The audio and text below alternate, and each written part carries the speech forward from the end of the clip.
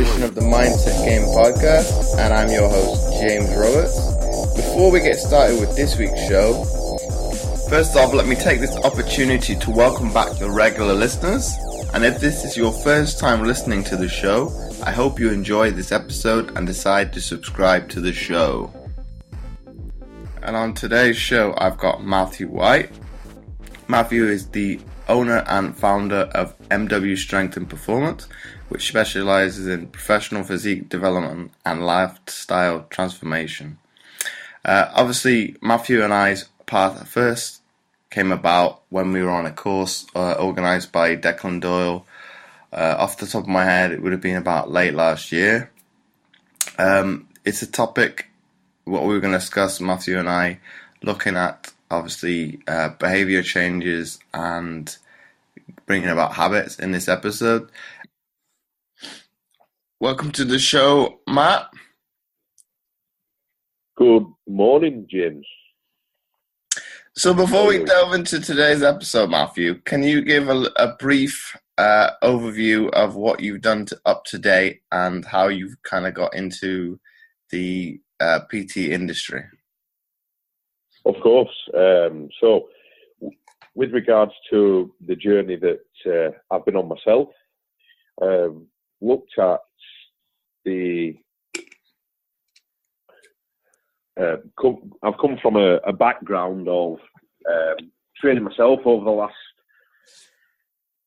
10, 12 years since leaving school, and from there I've studied quite in depth a lot of psychology, nutrition, and the sculpting of physiques whilst working on myself throughout that time. In order for 2 years prior to date, taking my personal training certifications within the personal training industry, and with that look to do some coaching from an online point of view, first and foremost, to then move further into the field of going out into the community and setting my own platform up from a personal training facility that I now own, which is private behind closed doors. And we are now 8 months into that with the 30 plus clients a week that I work with on the program. And more to the point, we have seen so many successful transformations throughout the last 8 months that's allowed the results for MW Strength and Performance, which is the coaching platform and the business that I own and founded from August the 1st, 2016. And with that, like I say, we've seen so many transformational shifts, and the platform is just about to grow and expand further into its marketplace. And with that, like I say, it's helping people transform behaviours, it's helping people transform the physiques, and furthermore better their lifestyles from the area that they are in at this moment in time, taking them on a journey and being the vehicle to take them to where they want to be in regards to 12, 16 plus weeks down the line. So Matt, talk to me about the mindset behind going online, first of all, and into merging into going into community, whereas most would look at doing it the opposite way around. Yes. So I was working, first and foremost, when I set the coaching platform up, I was working in a corporate environment for a bank, a well-known bank within the country. And with that, I was doing quite long evenings online, setting the platform up to work online and working with clients behind that and taking them on sort of transformational journeys. Now, I then went to work in the corporate environment for fitness and personal training. and I went to work for a gym, another very well-established gym within the UK, and I was doing that part-time to turn that into full-time. Now, since the 1st of August 2016, I took myself on a journey and got to a point where we come to just before Christmas of last year, where I looked to come out of the corporate environment, as that I felt that was not serving me in many ways, and move into the full-time personal training environment. Now, moving out of the sort of corporate environment took some serious amount of soul searching, took some serious amounts of personal development, which I'm very, very big on, and install that into a lot of the people I work with on a day-to-day basis, and also took a serious amount of understanding my true inner self and my inner dialogue to take myself through a sort of a change and work on myself in order to then build up the courage to move out into the community and serve the best of the community on a day-to-day basis with my knowledge, install them with motivation, energy, give them the courage to succeed, and like I say, coach exercise and nutrition into these guys to serve them well, and obviously transform the physiques and mindsets as well. Well, you talk about like rediscovering yourself from obviously moving away from the corporate side, but do you think it's some kind difficult for some individuals to move away from that one, that kind of environment?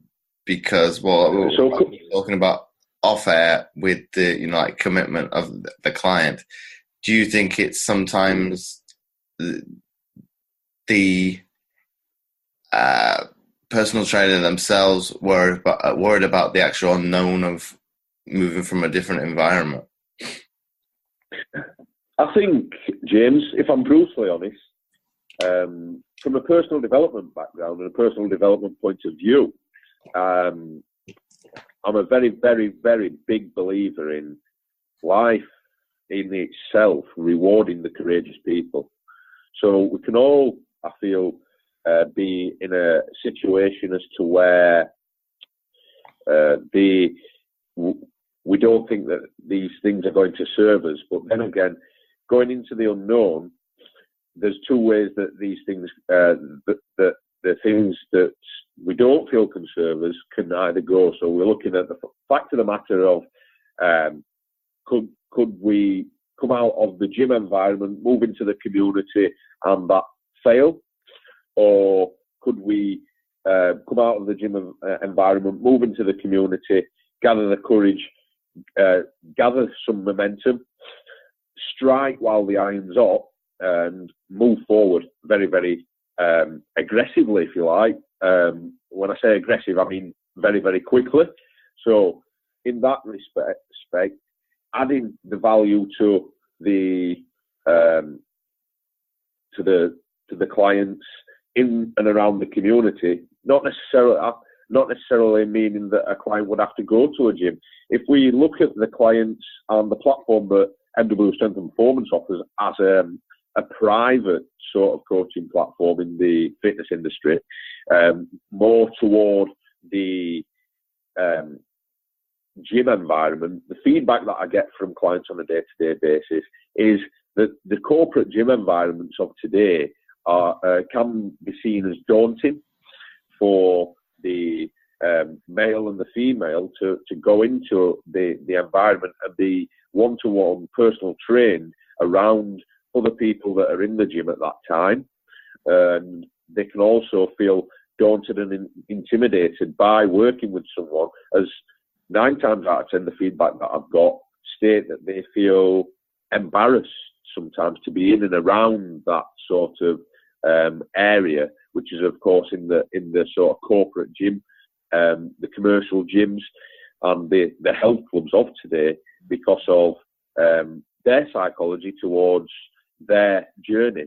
So being able to work on a one-to-one private basis behind closed doors has seen so many successful transformational shifts and transformational results for the clients as of to date, and it's ever growing. The people that are on board the platform that we offer are gathering serious momentum week on week to obviously move forward and get to where they want to be. And like I said, we spoke off air about the commitment to change. So I put a scenario out to you, James, where the fact of a client recently coming to see me and was stating that they wasn't too sure about changing, and they was going to come back and look at doing that at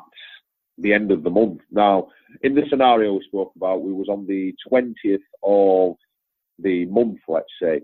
Okay, so between the 20th of the month and the 30th, of course, you've got 10 days. So with that, and with regards to clientele speaking to you about being ready, or potential clientele speaking to you about being ready to change, and well, then they're going to come back at the end of the month. There's 10 days between the 20th and the 30th, of course. So with that, of course, there are areas for the clients to talk themselves, potential clients to talk themselves into what they're wanting to do in order to change. There are areas for clientele, potential clientele, to talk themselves out of the journey that they're about to embark on. And there are areas for the client to procrastinate. Now, as we all know, procrastination is the big sort of, let's say, the killer of everybody's dreams. And if we're looking from a personal development point of view, the procrastination is where we sit still and we don't move forward and we don't progress any time soon. So there again, there's 10 days in that journey for a client to, potential client again, to sit and procrastinate and not really achieve anything in that 10 days. So what I install in the very, very early days of clientele and working with clientele is to strike while the iron's hot, and let's get some momentum, let's build some momentum, and let's start achieving results very, very early. And when we achieve results very, very early, then we can bounce on with the momentum and the courage and the confidence and start installing more and more results. And once we gather that sort of shift, then of course it starts to see people develop, grow, and more toward obviously create the results that the let's say not even seen within the last 6, 12 months onwards, and getting them into the best place that they can be. But wouldn't, to a certain extent, you talk about people being worried of the unknown, but doesn't it come down to other extenuating circumstances sometimes that people kind of, I won't say use excuses, but kind of say, well, like you were saying as an example, I'll join at the end of the month. I think a lot of times it's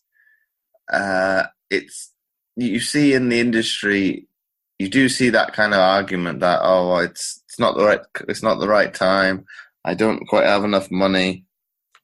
But if you kind of delve down, and this is what I did speak to Declan Doyle about, what episode this would have been, with time management.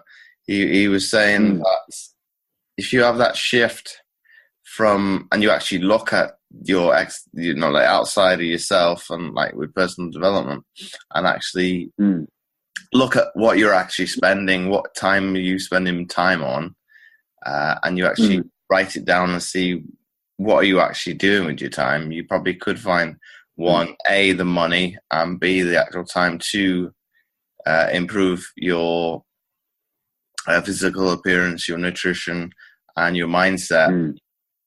Not all in one go, but it's kind of like you were saying, it's an unwillingness to possibly change. But then it comes back to that root cause as to why do you want to change, and is it the actual right? If you are not in the right mind frame right now, it possibly isn't the right time to change.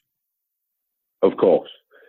So I think with regards to a potential client coming to sit down with you and knowing that they are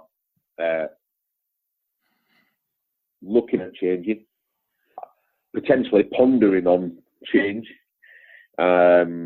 maybe more so procrastinating at this moment in time, fell into, let's say, a rut, some old habit that has not served them well for 1, 2, 3+ years, and they're still sat within that sort of environment at this moment in time, subconsciously knowing that they're wanting to change, but not being able to do anything about it because they're that bogged down within the sort of rut that they're in at the moment.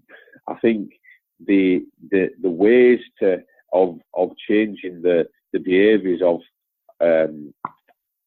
a potential person that's come to see you, understanding whether it is actually right for them, is through ways of obviously understanding their journey to date. Now, taking myself back into experience from when I knew that I needed to change, it come with a whole lot of sort of indicators, if you like, throughout my life. So I trained since leaving school between 16 to 20, probably once, twice a week, but used to go out with the lads on a Thursday, Friday, Saturday. So it was training once or twice a week, but realistically not putting much into practice. And then going on, this was while working a corporate job, the 9 to 5 within the banking and finance industry that we do, which sees a lot of ourselves throughout that sort of regime, routine, structure of our lives, do our 9 to 5, have the opportunity to go out with the lads on a Thursday and a Friday and a Saturday night, go to the gym once or twice a week. It was one of the things where it was fashionably known to go to the gym, let's say, at the time, and then more toward just procrastinate for the rest of the time, and not really having much money, just spending the majority of the wages just going out and relaxing and not really having much other than that. So I think growing up, obviously understanding my journey, my experiences to come throughout my time and my life as such, it was more towards journey from let's say an adverse background where difficulties and obviously toughness of growing up, developing and growing through life, through family relationship sort of breakdowns, understanding where I'm at in my life from a very, very early age, to then moving out to 16, 17-year-old to go and live with grandparents, to really try and find myself after adverse situations from the time gone by, to then moving abroad at 21, 22-year-old and losing one of the best coaches, if you like, within my life, which was obviously a grandparent that saw me through tough times and coached me through tough times, and then obviously moving away to try and find myself again. Brought the full round procrastination circle, if you like, and with that was not having any money, not having very, very little motivation for the gym, little energy to really feel about getting into the best place that I wanted to be, both mindfully and physically, and then just there again coming back from living abroad, hitting rock bottom, and really having to build myself back up. And I knew realistically that the transferable skills that I could build from a gym platform would then see me right on different areas of my life to then install them into that, and like I say, continually move forward, gather the momentum, and from that sort of journey that it's actually been, James, to now, I sit down with let's say a client on the first day of them coming to see me, and they state, well, we're not particularly ready for change at this moment in time, or I'm wanting to change so much, but realistically I've not got X amount of money to invest into myself, and I've not got the X amount of time to also invest into myself. So what I also do when I do sit down with a client is understand what they're doing within the lifestyle at this moment in time that's going to give them the amount of time that they can actually free up to invest into themselves on a week-to-week basis. What is it that's obviously in regards to finances that they're spending the money on a week-to-week basis that's not going to allow them to free up the amount of money that they can then invest into themselves? Because if they're going out Thursday, Friday, Saturday, we know full well that that's going to be £50 to £100 each evening if they're going out on a sort of average night out. As we know these days, it's not a cheap time to kind of leisurely serve yourself. And what are they going out for meals? What is it that the kind of the finances sort of indicate to say where they actually are within the finances to invest in themselves? I'm a very, very big passionate believer that, and I'm very passionate about the fact that realistically the money that you spend in regards to your health is not anything more than an investment to move you forward within your life.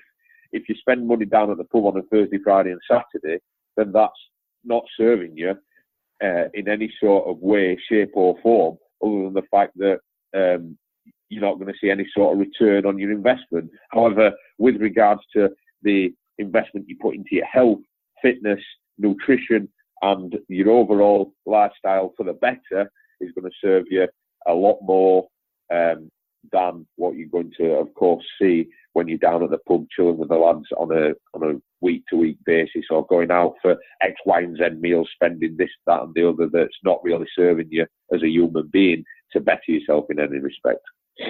But some might argue that by going out, we'll call it on the lash, on a weekly basis, is they're obviously enjoying life. But what would your kind of argument be to that? Obviously, you were pointing out, you used yourself as the example, as you were definitely. in kind of lifestyle. And obviously from our perspective, and people within the industry would say, well, if you're going to the gym 1 to 2 times a week, we'll say upwards to possibly 3 times a week. But you're doing that on the side, you're kind of taking one step forward on your journey. But by going out and probably diminishing all the work that you have done in the gym, you're then taking 2 steps back. So you're never really progressing. And like you're saying, you're kind of not really procrastinating as such, but you're never actually moving forward on the actual and getting closer to that goal you actually want to achieve. So there again, like I say, with regards to the sort of lifestyle transformational journey that, or life transformational journey, if you like, that I come through from previous experience to date, that was obviously a journey to understand my true inner self, and obviously get really down into the soul of myself to understand where I was, and learnt along the route of doing that. And with that, like I say, there was nothing that kind of served me more than just the experience of life and going through the chapter of being able to transform not just my physique, but also my nutritional habits, my health habits, and also my mindset mainly to understand that realistically going out Thursday, Friday, Saturday, whether or not you've been in the gym 1, 2, 3 times a week, I understand that there's nothing wrong with going out, having some downtime. Very big on progressive downtime, productive downtime, rather than sitting back and having the downtime. But there again, downtime is needed for an healthy lifestyle, of course. Okay. Now, there's different ways of being able to have downtime. We have sociable downtime, we can have productive downtime. Sociable being around friends and families and getting the healthy balance with that. Productive downtime being taking yourself away, working on something which is, let's say, a project, for example, and being able to still have some downtime with that, for example, maybe going for a coffee and sitting and thinking and opening ideas up to work on the project to further that for you, and always progression. I'm very, very big on looking at always progressing.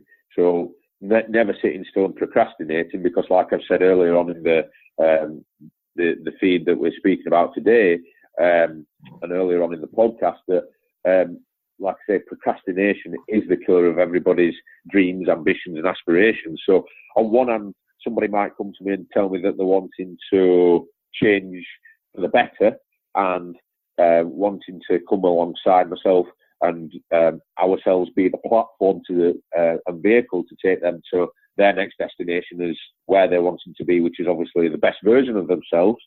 And then we still understand that they might be arguing that they are not wanting to change their social time, let's say that be. So that could be going out on a Thursday, Friday and a Saturday, or going out twice or once a week.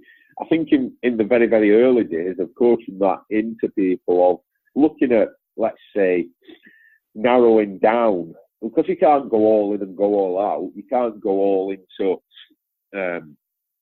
being fully fit and being fully healthy, and also go all out in saying, right, if I've been in the pub Thursday, Friday, Saturday, well, I'm not going in the pub ever again.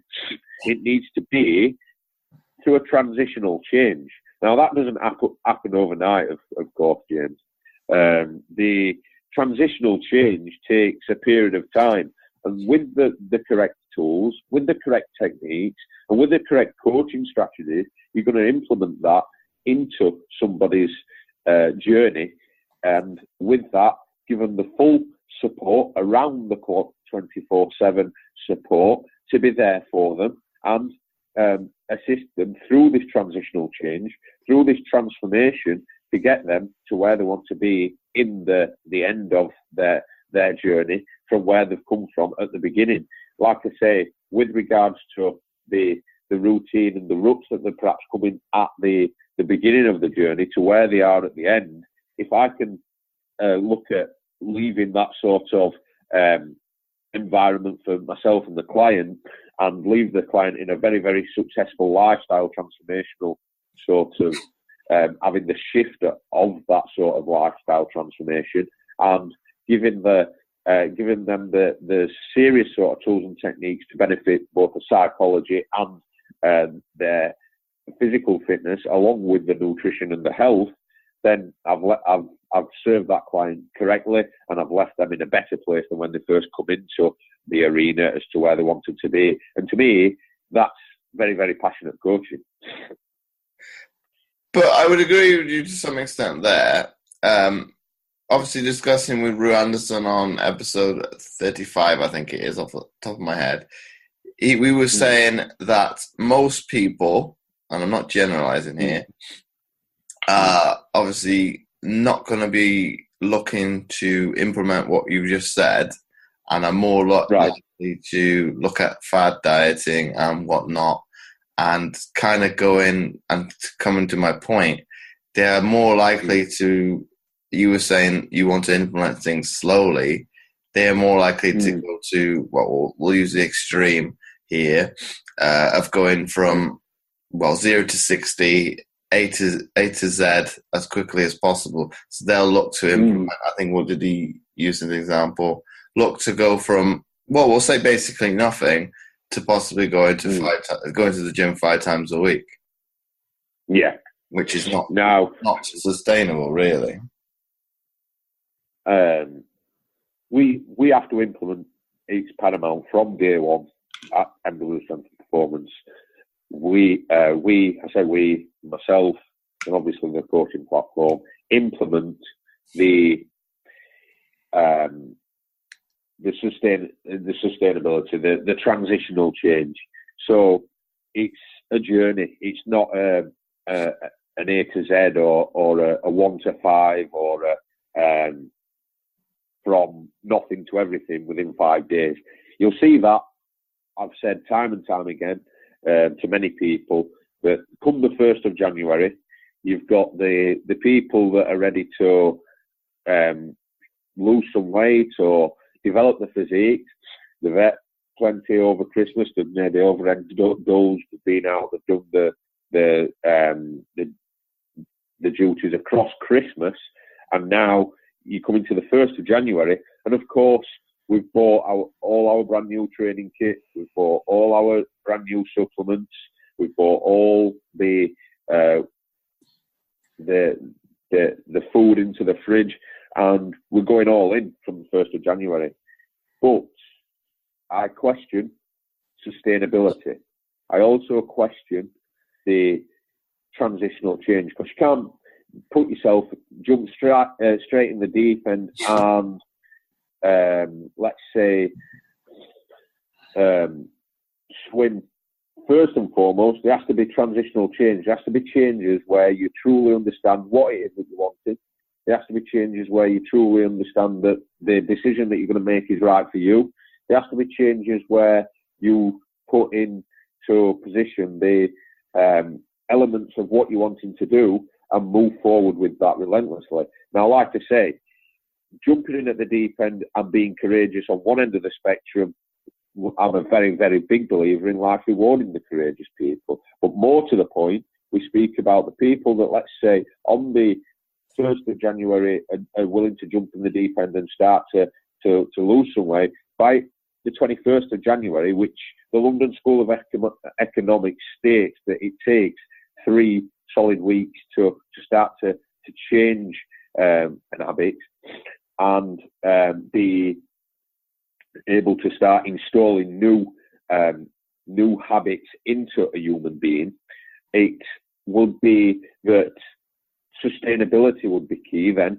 And once you see results, that's going to start bringing the overall sort of picture into a human being. And I always sit down with a human being and we visualize the long game. We visualize the long-term plan of where this certain individual would like to be, let's say day 56, 12 weeks down the line, as to where they are at this moment in time. Because I think what we see in the industry quite a lot is, and what the people that I speak to on time gone by is, well, what sort of diet do you recommend? Shall I do vegan diet? Shall I do this diet? Shall I do that diet? Shall I do this? Shall I do paleo diet? Shall I do this for nutrition? What sort of exercise shall I do? Shall I do interval training? Shall I do training steady state cardiovascular every day of the week? Shall I just hit the weights? And what's going to shift me the amount of weight? What's going to sculpt my physique in the next 2 to 3 weeks? What's going to get me physically fit in the next 4 weeks? What's going to do serve me right in the quickest time? It doesn't work like that, and fads don't work. People have been on this is not to sound sort of generalised, or this is not to cause any sort of bad instincts in any sort of companies, but people have been on different sort of fad diets for as long as I can remember, and it's never been sustainable, because you can lose weight from day one on a paleo diet or a juice plus Herbalife diet, and this is my transformation 30 days down the line. Well, to me, after they've done the transformation, they've then jumped back into old habits because it's not being coached into them for it to become habitual, or it's not been coached into them through transformational change, or they've not been installed with the amount of sustainability that's going to take them forward and see them win and grow and develop through the lifestyle as well as their sort of physique development journey. And the lifestyle transformation and physique development journey, they go hand in glove. It's nothing short of that. If we sit and we look at fads, saying we can do this diet, we do this sort of training, this sort of training, this sort of training, I can give you the sort of blunt information that, like I say, a lot of the people that do that 9 times out of 10 fall back into old habits. And that's not to generalise. But there's one point there you did forget about, Matt. It's probably, if you go down that route of, what we'll say, Juice Plus, Herbalife, etc., in most cases, there's not that accountability from, be it a peer member, family member, a coach, to kind of guide you when things are not going quite right, when, like you were saying, they come off it. And in most cases, yes, you are going to lose weight doing X amount of fad diets because, like you were saying, it's not a habitual change. You've only implemented, in most cases, a nutritional deficit. And obviously, if you lower the amount of calories that you're intaking, you're going to lose weight. But like you were saying, if you don't put that in hand and actually change what is actually the root cause, you're not going to actually sustain it long term.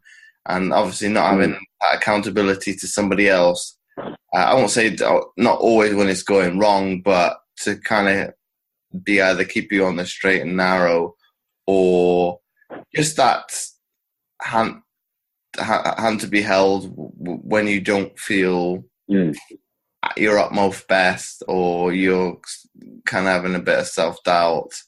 I won't go as far as self-loathing, but you're doubting yourself as to, I've put weight back on. Is it the training? Is it the diet? What's wrong with me? And you're kind of getting that, be it that devil on your shoulder, that negative self-talk going through your mind. And it is kind of establishing what is the actual core values and whatnot, as to, okay, you have achieved your goal. Okay, let's reassess that. And in most cases, with those kind of programs, yes, they look at, if we use Slimming World as the example, obviously, with the certificates and whatnot, rewarding you for our job well done. Well, okay, it's quite gimmicky in a way. Okay, it is in a way probably holding you accountable, but I think once you come off it, where's that support? Well, with regards to the support, and through transformational change, it's absolutely paramount that the support structure is in place from day one. Okay, so each and every person I work with are supported 24/7 around the clock from myself. They are worked alongside to, like I say, iron out any of this sort of self-doubt within the early days, any of this sort of procrastination within the early days, any of this sort of negative sort of self-talk, belief that they'd not be able to achieve the possibilities of getting into the best version of themselves. Now, with that, of course, accountability is why I sit here 8, to 12 months down the line as to being accountable to each and every individual and taking them on that journey. They become accountable to me from day one. We sit down and document the journey each time. Every coaching session will they'll look at bringing journals to myself to be accountable to the nutrition, to be accountable to the exercise experience throughout the week. And with that, it then starts to understand that they are accountable to me for their actions that they're taking in order to install the sort of tools and techniques that they can take away. And of course, like I say, the accountability that they have to myself starts to see them grow. And like I say, they start to diminish and lose the sort of doubts in the mind that they're never going to get to where they're going to get to. They start to diminish and lose the sort of negative self-belief that they feel that they were never going to get out of the environment, the ruts and the bad habits and routines that they formed. And they also start to develop more courage, more confidence, more momentum, and the successful sort of results start to grow and grow and grow. And then, like I say, the self-talk of the individual starts to positively talk themselves into an environment where they believe, there again, the self-belief starts to take a positive turn, and we get rid of the self sort of doubting themselves as to where they feel that they're obviously never going to get out of the situation. And then we start to install sustainability and also give them the sort of education that they need in and around regards to the training and how things go with regards to the psychology of, and the mindset and how the mindset performs, and also with regards to the nutrition. They get the education of that, of course, and it goes full circle, James. So there again, like I say, that the platform that is set up is to install the best tools and techniques that's going to see an individual grow, develop, and enhance their performance through life.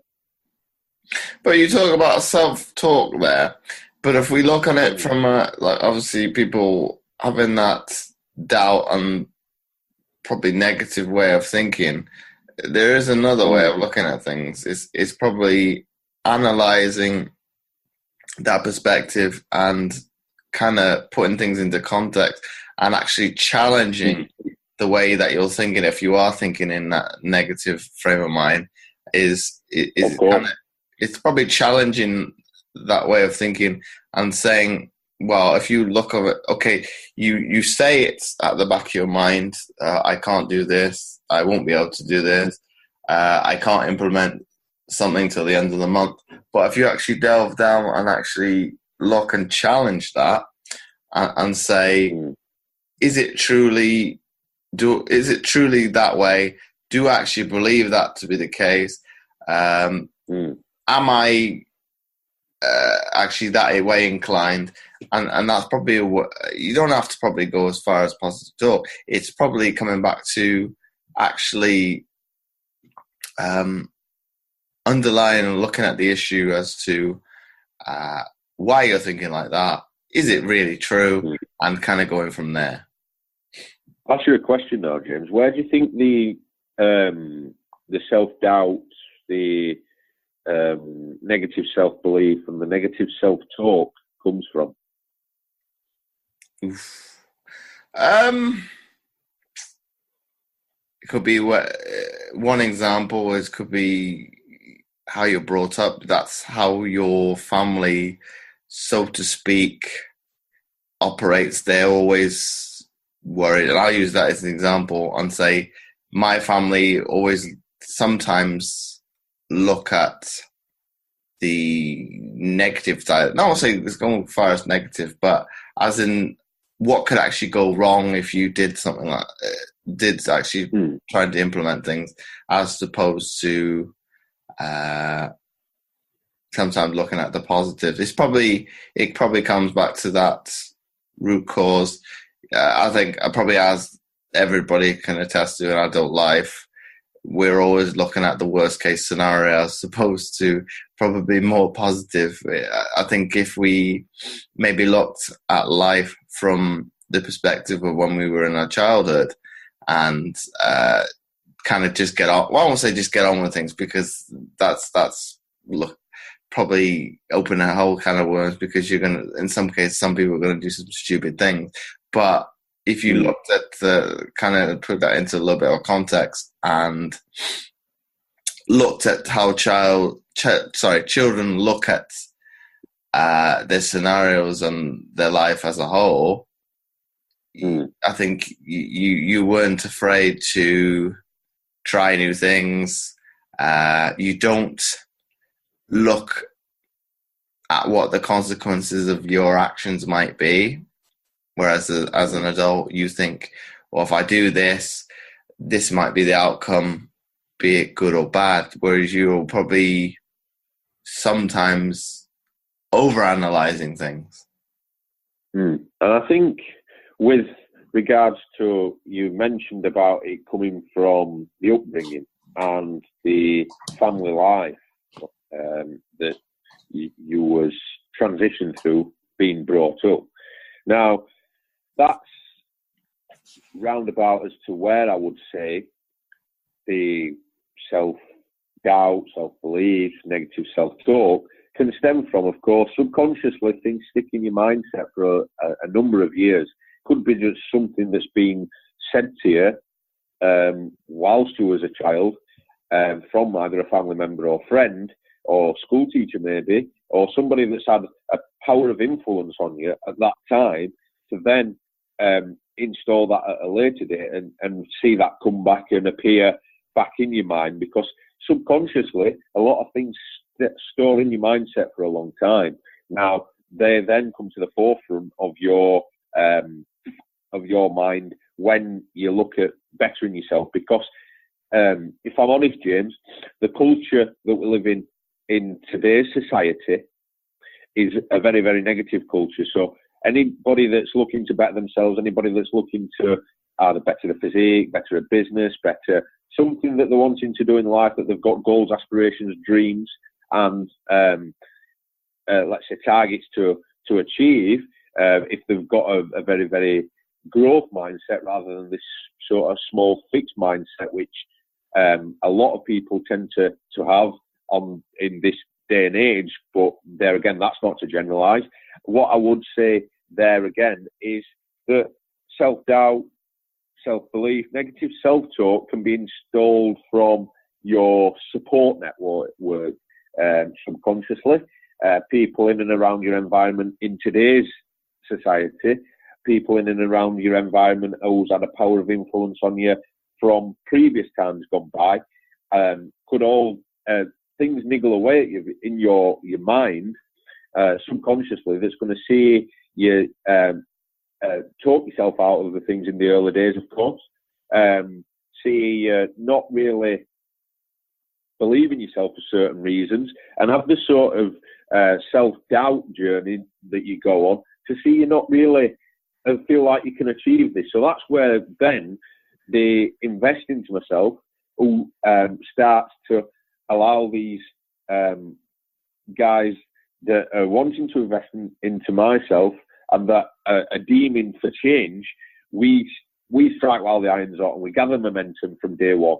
Okay, it's absolutely paramount that we do that, because then the guys become accountable to myself, and then from there I work 24/7 around the clock to support them, give them the best tools and techniques that they can then implement into their lifestyles, and also implement into the training journey, and get them into the best shape, best mindset, best physique, and the healthiest that they've ever been, to give them the best sort of way that they can move forward with their sort of lifestyle, rather than see people that obviously they're going to get people that install words into the mind that's obviously self-doubting them, They're going to get people that's installing words into the mind that's obviously having an effect on the self-belief. They're going to get words and actions that have been installed into the mind, be it previous, present, or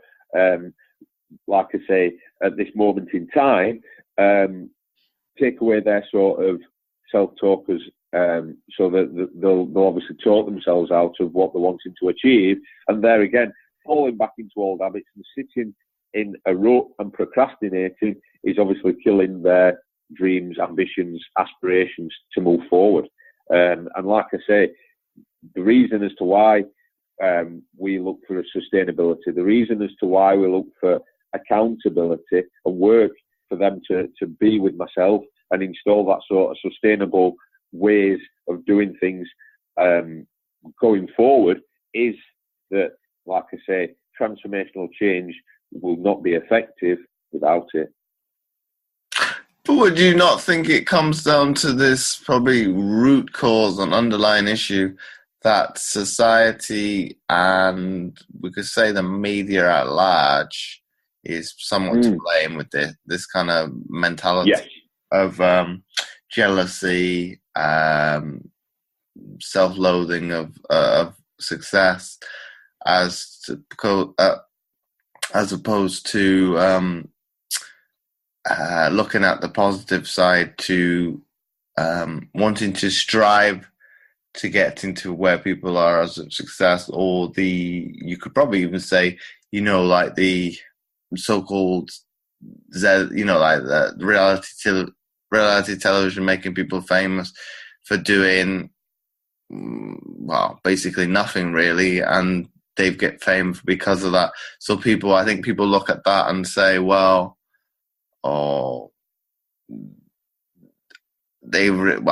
if you looked at the grand scheme of things, we're not really successful. You've been on television, but you've not actually brought value to anybody's life, so to speak. You might have livened up my day for, I don't know, half an hour because you've done something stupid, or it's quite light-hearted entertainment, but you've not actually helped somebody's life, be it from helping them better themselves or whatnot. Whereas, like you were saying, people are very much too quick to judge because they don't quite have what somebody else does, as opposed to, in most cases, you probably should have a different kind of mindset and look to, okay, this person is, so to speak, on top of the mountain. How do I not copy, because you can never replicate success, but how could I get to those upper echelons, as opposed to looking, well, I resent the fact that that person is there because it's not me, so to speak. Well, I see in the sort of society that we live in and the culture that we have here in the UK, there's a lot of, let's say, influence from outer areas. So one being the television.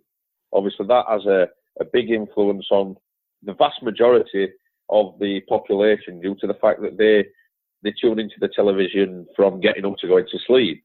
The television's been on at least once in a day. So of course, with that, the television is something that's going to be formed as part of their circle of influence. And I think, like I say, you look at the reality TV of today, and the people in and around the reality TV that therefore becomes another part of the influence to people, as everybody's aspiring to get, like, let's say, Kim Kardashian, for example, or somebody's looking to aspire to get to somebody on another reality TV show, Joey Essex, for example. Now, what we look to do in regards to the sort of circle of influence, in the fact of the matter is that, therefore, I think that's what is one of the prime movers, if you like, in why people want to change. Because there again, we've got another circle of influence, if you think about it, within social media, through our Instagram portfolios and our Facebook and social media sort of areas, where people start to look up to others as influential people that are wanting to kind of put themselves out there, and they get followers, and followers look up to them for, let's say, their physique for one, or their lifestyle for another. But then that's the whole different kind of worms there, Matt, because with the reality TV on one hand is not as, I won't say as negative on somebody's mindset that Instagram could be, because well, maybe not. You could probably put them on par to some extent, because television programs like that are very much edited for the entertainment purposes, and in most cases, if you look at people that have got a big following, on Instagram, they sometimes portray only the things that they want you to see, whereas, as people know and people listening, that is not reality. That is not day-to-day life, because not everything is perfect. And I wouldn't even go as far as to say that you want to strive for perfection, because one, that is probably unattainable, it's unachievable, and if you're always looking to strive to that, you're never going to get there, because what is truly perfection? If I ask you that question, Matt, what is perfection? It probably doesn't really exist. Now, perfection, of course, like you mentioned earlier, James, is something that a lot of people find difficult to attain, of course. And with that would be to the point that people are always, in the culture and the environment that we live in today, people do look to strive towards the perfect physique. They look to strive towards the perfect life. Of course they do. And the people who are the go-getters out there that are looking to do that, of course, well, they're the sort of people that are wanting to better themselves, wanting to change. And I think in that respect, striving towards where you perfectly feel that you are with where you feel that you are at your best is a good way of doing things, to strive towards that and always be working towards achieving a better and more progressive part of yourself, than to kind of like I say, sit back and just see the people pass you by that are doing well on reality TV, or the people that pass you by that are doing well on social media. I think there again, like I say, sometimes it can install jealousy into people, and sometimes it can be used as a sort of motivation tool to get people to act. So there's two ends of the spectrum, if I'm honest, James, in regards to striving towards getting to perfection. Of course, some of the people are going to try to get there and then fall short and feel as though start to install these sort of negative toxins into the mindset, which is of course jealousy being one. And then the other end of the spectrum is somebody's always going to follow the circle of influence that they have. So that could be somebody, of course, coming off the television that influences them to do what they want to do on a day-to-day basis, that influences them to act and exercise and get into where they want to be in the best shape of their life, because they've seen somebody on Instagram that does that. It all comes round, I think, full circle.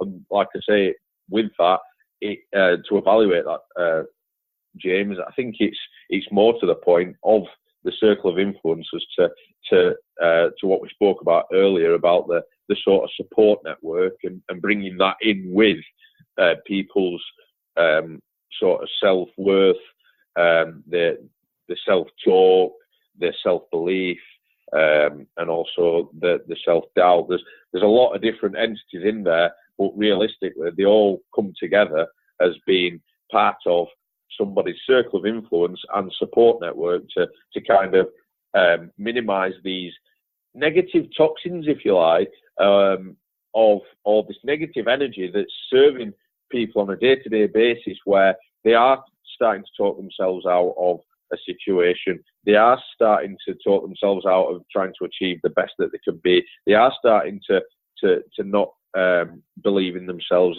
and have that negative self-belief. And that's, like I say, on the lifestyle sort of transformational journey that I work with people and coach into people, what we look to do is, like I say, from the off, we strike while the iron's hot, and we install these little coaching tools and techniques to get the best out of people on a day-to-day basis, with the support as well that follows up and gives them the best support that they can have to get them to where they want to be. And like I say, with regards to all the circle of influence, we have to try and coach through that and kind of, it's called a process of chopping off the dead wood, so that the people that are influencing people to negatively act, we have to look at kind of stepping them aside. And there's something that I've done in previous times gone by, and that's understood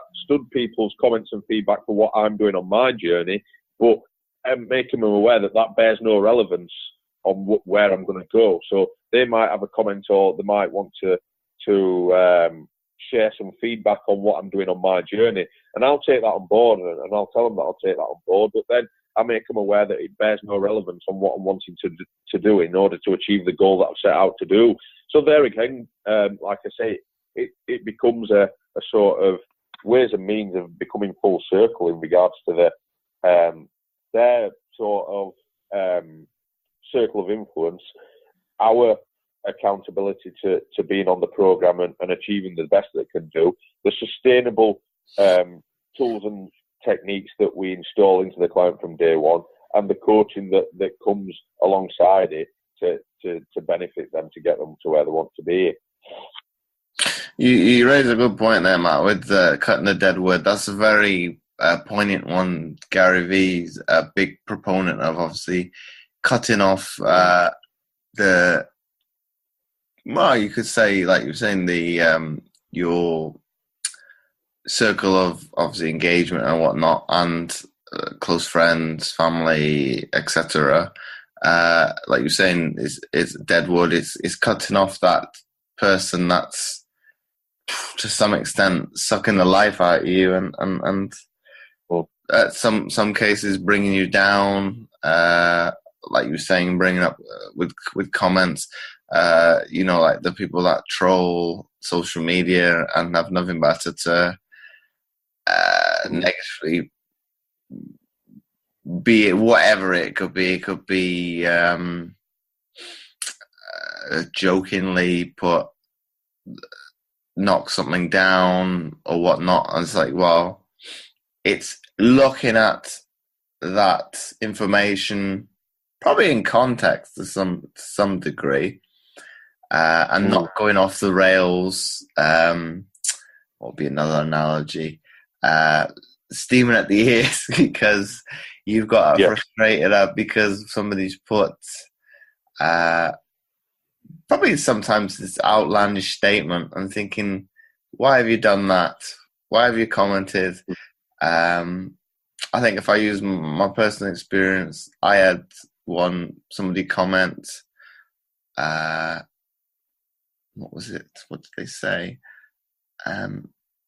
It was kind of, you couldn't, it was very difficult how they worded the statement. Was it having to go at me? Was it having to go at somebody that was supporting what I'd posted and had gone through that challenge, you're thinking,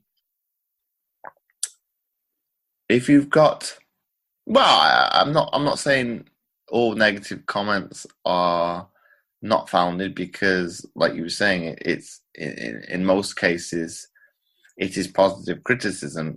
That's one way of improving. If is to take what somebody has to say on board. That's their opinion. But then on the flip side, if it's not constructive and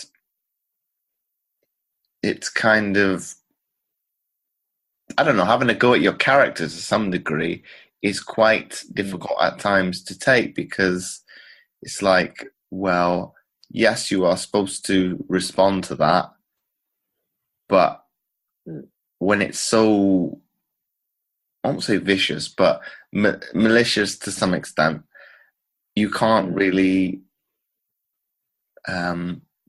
answer to it, because it's probably a difficult one, because if you did answer it, you're only antagonizing the beast in some cases. But if we come back and look at it from a positive perspective, and what you were saying with the criticism, which is, I'd say, it's not really criticism, it's somebody giving their input so that you can better yourself.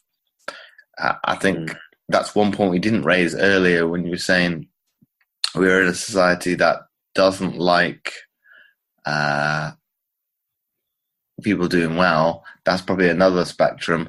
People aren't very good at listening when you've got something to, probably for them to actually help themselves. I'm not generalizing, but in most cases, I think we've come to the probably fork in the road. I don't know, saying I think the last decade or so. I think that obviously in and around the society that we live in, a lot of the people, and there again, this is not to generalise, but are a lot more selfish before becoming selfless, and that is in that sort of spectrum. There is an availability, and it's good that people should become selfish for certain reasons, but obviously on the other end of the spectrum, you look at people that are obviously selfless, where they like to give to a lot of people and assist them to get to where they want to be. So selfless and selfish. You get some people, of course, that are very, very selfish, but you get people that we work with that we install to be a little bit selfish in order for them to get to where they want to be. And obviously, as we're all on our own journeys in this life, a lot of people tend to be selfish, and we see others that are selfless. So there again, I think wrapping up what you'd said in that respect is that obviously critique is something that comes into the society that we live in today. And I've said this to somebody the other day, that people like to see you do well, but they don't subconsciously don't like to see you do better than what they're doing. Do you see where I'm coming from? Yeah, exactly. So I think that's another sort of way of looking at, like I say, how the society is that we live in today. And these are all influential sort of, these are all part of a human being's circle of influence that kind of has an effect both on their sort of journey of change, and also has effect on themselves as a human being. Matt, last question before we wrap up the show.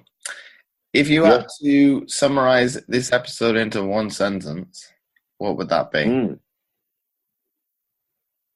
The show that we've been on today has been very, very effective. I think the tools and techniques that we have spoken about, from coaching and transformational change, behavioural changes, and the ways that the society and the lifestyles of people are living today, there again has been talked about on this show. And like I say, James, the work that you're doing in the industry, I'm very, very, very sort of influenced by. It's great to see how effective that the shows that you're doing are running. So keep up the good work, mate. Thanks for the I can't speak there. Thanks for the appreciation, Matt. And once again, thanks for coming on the show. Great. Thank you. It's been great to speak with you, James, and keep up the good work. Likewise. And before I forget, I would really appreciate it if you would be so kind as to leave a short written review, as it helps to get the podcast more notoriety, and it would be more visible in future to others, and thus helping more people, which my guests and I are all about. Once again, thanks for listening, and I'll catch you next time for another episode of the Mindset Game Podcast.